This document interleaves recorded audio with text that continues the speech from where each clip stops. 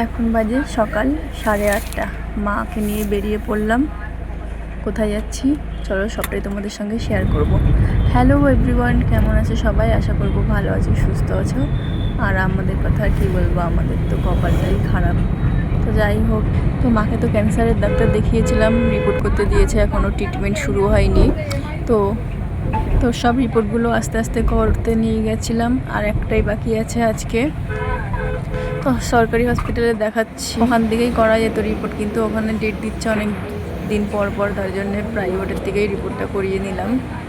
আজকে মার হচ্ছে এমআরআই রিপোর্ট করতে নিয়ে এসেছি। তো এখন চলে আসলাম মাকে নিয়ে। তো এটা কোথায় আমি ঠিক জানি না, আমরা যেখান থেকে রিপোর্ট করতে দিয়েছিলাম সেখানে 3টে রিপোর্ট হয়েছে, আর এটা আমাদের অন্য জায়গায় পাঠিয়েছে, ওরাই গাড়িতে করে পাঠিয়েছে।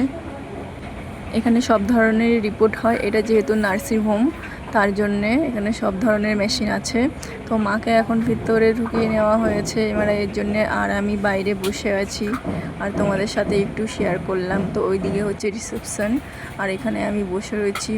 মা ক্যান্সারের পেশেন্ট বলে এমআরআই করতে অনেক সময় লাগছে, কারণ কি ইঞ্জেকশন পুশ করবে তারপরে গিয়ে হবে, সেটার নাকি অনেক টাকার দাম, আর অনেকক্ষণ লেগেছে, 1.25 ঘন্টার মতন। তারপরে আমরা বেরিয়ে পড়েছি, আমাদের হয়ে গেছে। আমাদের প্রথমে যেখান থেকে পাঠিয়েছিল সেখানে গিয়ে প্লেটটা দেখালাম, ওরা বললো নিয়ে যেতে, ওটা নিয়ে বেরিয়ে পড়লাম। সাজিরার যাবে, সাজিরার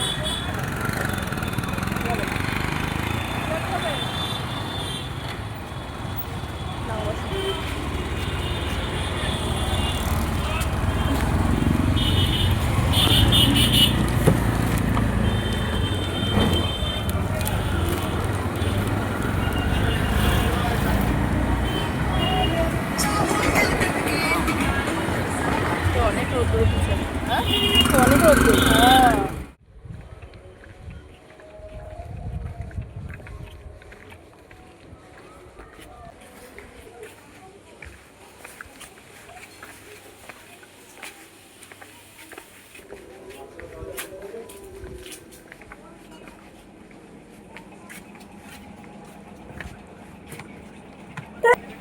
কিরে, কার ফোন নিয়ে বলছিস?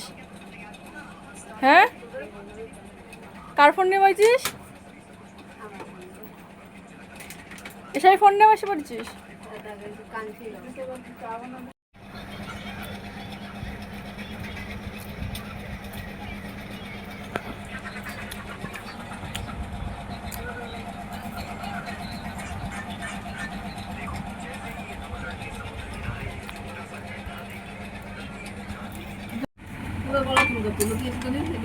ওই সময় একটু কাঁচা টাইপের ছিল না, ওই জন্য জল শুকায়নি।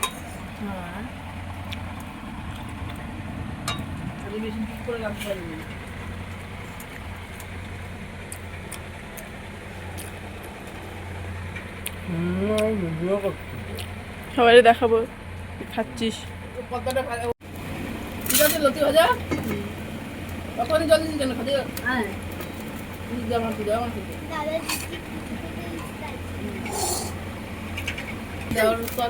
ভর্তি হয়নি, খরচে করতে হয়নি। ওই পাটা সে একটু দেখে